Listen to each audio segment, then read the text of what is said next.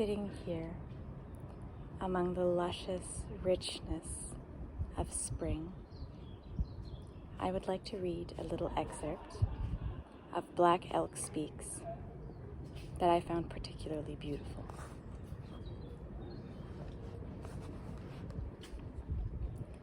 About the middle of the moon of making fat, June, the whole village moved a little way up the river to a good place for a sun dance. The valley was wide and flat there, and we camped in a great oval with the river flowing through it, and in the center they built the bower of branches in a circle for the dancers, with the opening of it to the east, whence comes the light. Scouts were sent out in all directions to guard the sacred place. Sitting Bull, who was the greatest medicine man of the nation at the time, had charge of this dance to purify the people and to give them power and endurance. It was held in the moon of fatness because that is the time when the sun is highest and the growing power of the world is strongest. I will tell you how it was done. First, a holy man was sent out all alone to find the Wagacham, wrestling tree cottonwood, the holy tree that should stand in the middle of the dancing circle. Nobody dared follow to see what he did or hear the sacred words he would say there.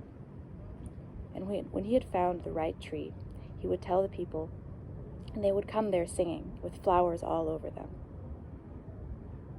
Then, when they had gathered about the holy tree, some women who were bearing children would dance around it, because the spirit of the sun loves all fruitfulness. After that, a warrior who had done some very brave deed that summer struck the tree, counting poop upon it. And when he had done this, he had to give gifts to those who had least of everything.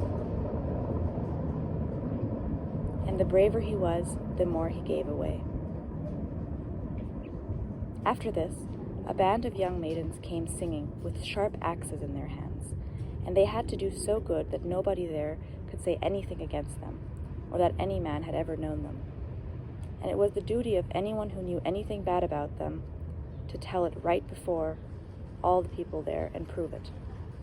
But if anyone lied, it was very bad for him. The maidens chopped the tree down and trimmed its branches off. Then chiefs, who were the sons of chiefs, carried the sacred tree home, stopping 4 times on the way, once for each season, giving thanks for each. Now when the holy tree had been brought home, it was not yet set up in the center of the dancing place. Mounted warriors gathered around the circle of the village. And at a signal, they all charged inward upon the center where the tree would stand, each trying to be the first to touch the sacred place. And whoever was the first could not be killed in war that year.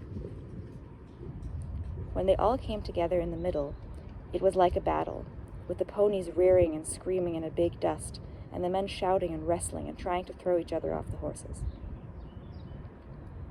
After that, there was a big feast and plenty for everybody to eat, and a big dance, just as though we had won a victory. The next day, the tree was planted in the center by holy men who sang sacred songs and made sacred vows to the spirits. And the next morning, nursing mothers brought their holy little ones to lay them at the bottom of the tree, so that the sons would be brave men, and the daughters the mothers of brave men.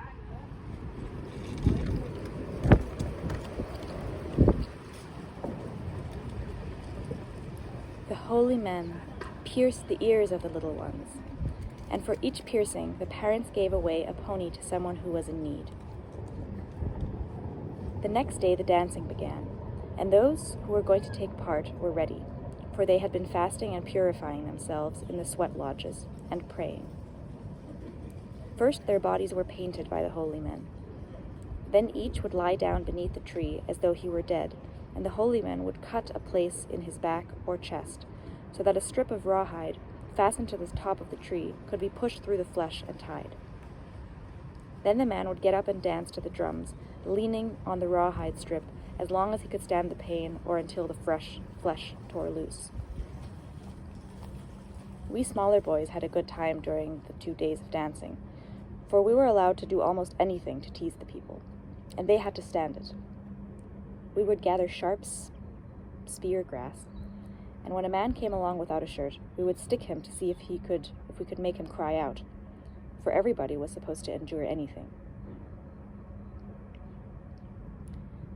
Also, we made pop guns out of young ash boughs and shot at the men and women to see if we could make them jump, and if they did, everybody laughed at them.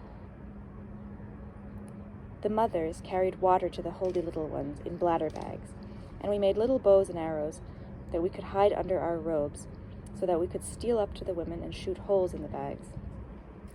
They were supposed to stand anything and not scold us when the water spurted out. We had a good time there.